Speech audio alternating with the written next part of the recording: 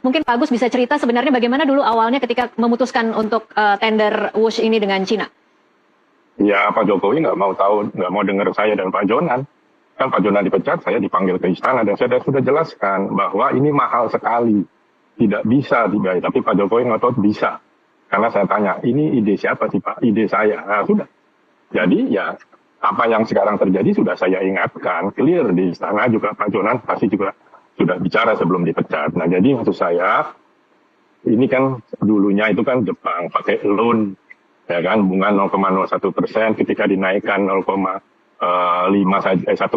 sudah teriak semua karena tidak bisa kita bayar waktu itu. Nah itu yang membuat analisnya itu dari UGM sama dari UI. Nah kemudian tiba-tiba diambil Pak Jokowi dikasih ke Cina, yang bantu itu dari ITB. Nah bunganya langsung berubah, hitung-hitungan keuangannya berubah. Tambah saya sudah bilang ya sudahlah, mau sudah dibangun, mau dibangun niat presiden begitu ya ditanggung saja. Dan terakhir ketika Wika, tadi kan konsorsium BUMN itu Wika ketuanya, tapi kemudian Wika angkat bendera putih sehingga diserahkan pada kereta api. Waktu itu saya tanyakan lagi kepada beberapa pihak, ini uang dari mana? Kalau uang kereta api tidak akan bisa membayar. Dan dia bilang, oh enggak, ini nanti uangnya lewat dari pemerintah. Nah, saya nggak tahu dari pemerintah maksudnya APBN atau apa. Ya sudah, jadi kereta api hanya cash saja Pak, kasir saja. Tapi ternyata kan tidak.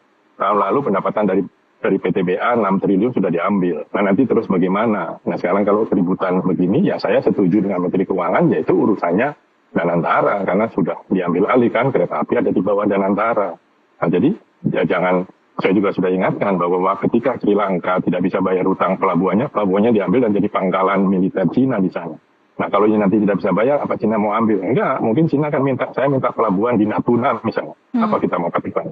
Kan ini hal-hal yang sudah saya ingatkan. Dan lalu kejadian terus sih Mas, hari ini kan banyak pernyataan saya di YouTube, di mana muncul lagi, itu sudah lama dari 5 tahun yang lalu. Jadi ya enjoy saja saya bilang.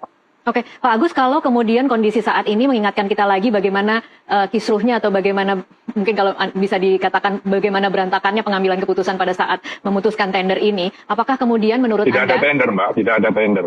Ini adalah dari Jepang diambil ke Cina, tidak pakai tender. Baik. Malam penunjukan itu, langsung ya Pak Agus berarti?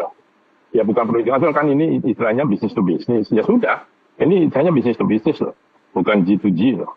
Kalau waktu dengan Jepang itu G2G. Oke, baik. Pak Agus, kalau kemudian melihat kondisi saat ini tidak bisa bayar, menurut Anda perlukah kemudian dimintai pertanggungjawaban bagaimana proses di awalnya?